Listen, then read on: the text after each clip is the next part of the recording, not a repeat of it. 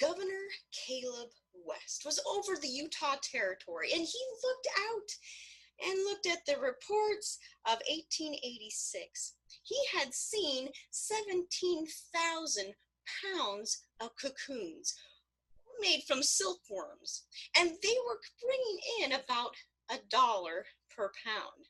And yet he was confused. The silk industry was not working out. With all the people throughout the Utah Territory doing it, well, there needed to be a call to the work. Come on, children, it's time to work. Come on, children, it's time to work. Come on, children, it's time to work. We're gonna make Utah a name, yeah. Make Utah a name. Grab and cut those mulberry leaves. Grab and cut those mulberry leaves. Grab and cut those mulberry leaves. We're gonna make Utah a name, yeah. Make Utah a name. And those children all scattered out. There weren't too many mulberry trees there, and so there were seeds brought in from Paris, and more mulberry trees were grown. But the ones that were there already, those children gathered up those leaves because those silkworms had a voracious appetite and had to be fed 6 times a day. Well, those children had it be a game for a while, but there was one child from Farmington by the name of Annie Clark Tanner, and she admitted that once they were gathered and she found out that they had to be cut into 1/8 inch slices because the silkworms were particular, and to keep them happy, they had to be cut up nice and small. She hated that part, and she found the easiest ways to do her job. She admitted that when there were fallen branches of mulberry leaves, that just made her job that much easier. But children weren't the only ones trying to make the silk industry work. Come on, ladies, it's time to work. Come on, ladies, it's time to work. Come on, ladies, it's time to work. We're gonna make Utah a name, yeah. Make Utah a name. Clean, reel, and twist those cocoons. Clean, reel, and twist those cocoons. Clean, reel, and twist those cocoons. We're gonna make Utah a name, yeah. Make Utah a name. Now, to pick up the fervor, Brigham Young himself had in general conference meetings with the Church of Jesus Christ of Latter-day Saints, as well as other gatherings. And every time would have the ladies stand up, at least the ones wearing silk dresses. He'd have them turn and everyone would ooh and ah. And he said, every woman wants a silk dress. And so there was the call out to all the different relief societies all throughout Utah Territory.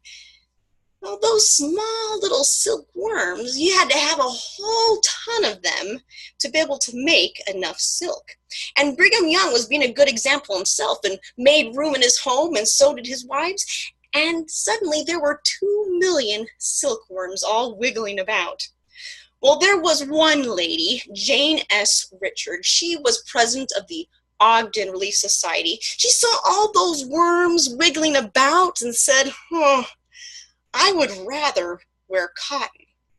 But since the call had been made and she wanted to support it, she brought 1,000 of those worms into her own home. Some women even cleared out their homes and didn't sleep in their homes anymore.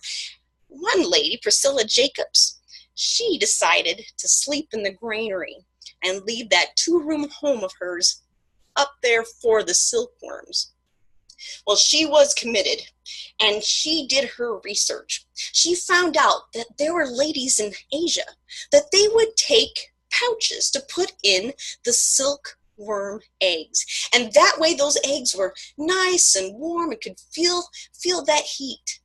And she decided she would do that too. She also found out that these ladies would take these pouches and at nighttime would put them underneath the pillows. So she slept with the silkworms. Well, one Sunday, she knew it was any moment when those silkworm eggs would be hatched. And so she took that pouch and placed it right there near her bosom underneath her dress. She stepped into that buggy and had her horse take off galloping. And there she made it to the Logan Tabernacle. She sat down, ready to hear inspiration. She listened to passages of scripture across that pulpit, and then she was moved. But not moved by the Spirit. Those little eggs in that pouch had decided to wake up, and they were wiggling about. They were wiggling so much in her bosom, she knew she didn't have much time left. And even though the sermon was not complete, she jumped up. Everyone looked at her, but she didn't care. She ran to her buggy, she jumped in, and she whipped her horse, and that horse took off faster than lightning, until finally she made it back. She had to make it in time so that those eggs, when hatched, could be there on the incubator, or all of her work would be for naught.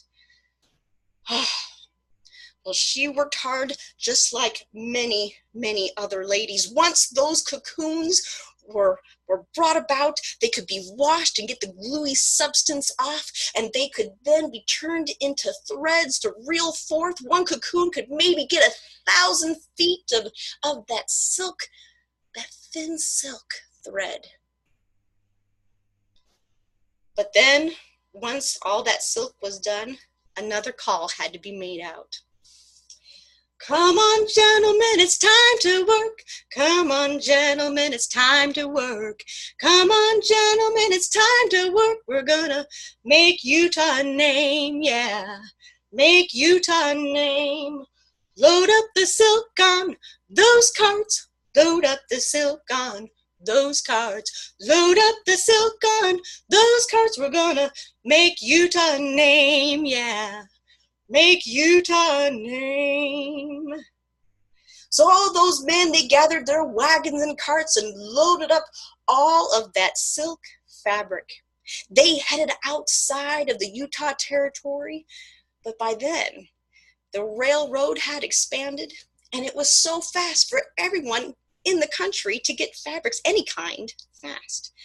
They just weren't making the sales despite all of that hard work. And yet there was one place. There was the Chicago's World Fair of 1893.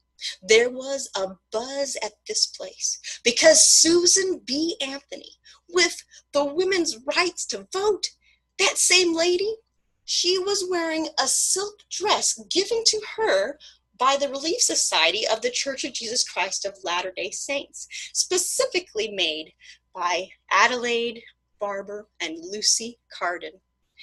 And oh, how everyone talked about it. That Utah name was passed all around through that World Fair. There were even sisters there from the Utah Territory who had served 4-month missions just in preparation because of that fair. And so much of the silk that was made by those Utah women, and of course, gathering of the leaves from the children and the deliveries by the men, those silks won prizes galore.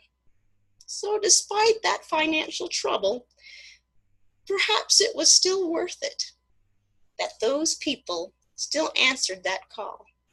Come on, children, it's time to work. Come on, ladies, it's time to work. Come on, gentlemen, it's time to work. We're gonna make Utah a name, yeah. Make Utah a name. And perhaps all of us will think about an adventure that is totally new to us, but we'll take it on anyway, no matter the results. And maybe you'll make yourself your own name.